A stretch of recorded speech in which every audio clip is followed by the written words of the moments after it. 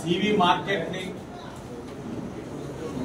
Rajamahendravaram city నియోజకవర్గ నడిబొడ్డున ఉన్న దాన్ని మార్చాలన్న ఆలోచన, మార్చాలన్న కలని ఈరోజు కూటమి ప్రభుత్వం నెరవేర్చిందని సందర్భంగా గర్వంగా చెప్తా ఉన్నాను. ఈ మార్కెట్ ని బొమ్మూరు శివాలయం రోడ్ లో ఉన్న శ్రీ ఉమా రామలింగేశ్వర స్వామి మరియు శ్రీ సీతారామ స్వామి ఆలయానికి చెందిన 4 ఎకరాల భూమిలో ఏర్పాటు చేసేందుకు దేవాదాయ శాఖ అంగీకరించి జీవో రూపంలో ఇచ్చిందని చెప్పడానికి సంతోషిస్తా ఉన్నాం. ప్రజా సమస్యలపైన స్పందిస్తూ అవగాహన చేసుకుంటూ శాశ్వత పరిష్కారం చూపించినప్పుడే ఒక నాయకుడిగా మనకి గుర్తింపు ఉంటుంది. అలాంటి కార్యక్రమాలు చేసినప్పుడే మనకి గౌరవం ఉంటుంది. నేను ఎప్పుడు కూడా అదే చెప్పేవాడిని. నగరంలో అనేకమైన సమస్యలు ఉన్నాయి.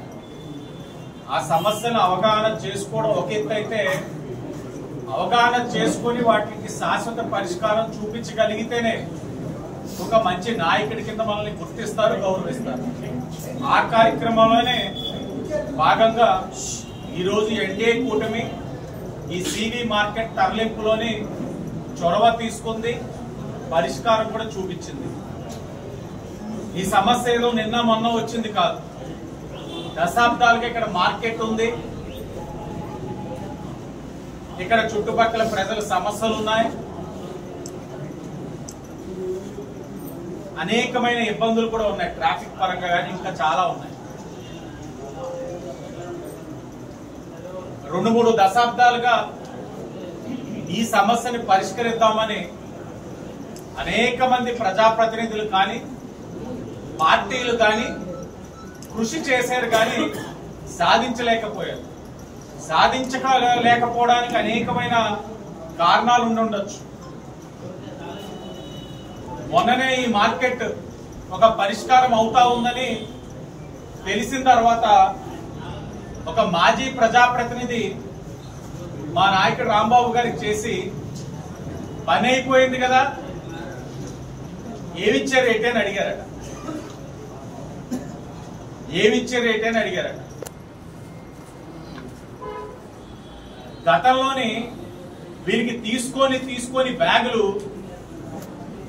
ప్రజా సమస్యలన్నింటినీ వదిలేసి, గాలికి వదిలేసి బ్యాగులు తీసుకోవడంతో ఇదే తత్వం ఇప్పుడున్న కూటమి ప్రభుత్వం కూడా చేస్తుందేమో అనే ఆలోచనలో ఉన్నారు.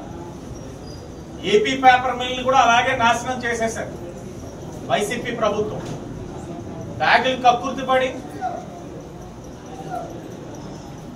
కార్మికుల ఒక శ్రేయస్సుని గాలికి వదిలేశారు.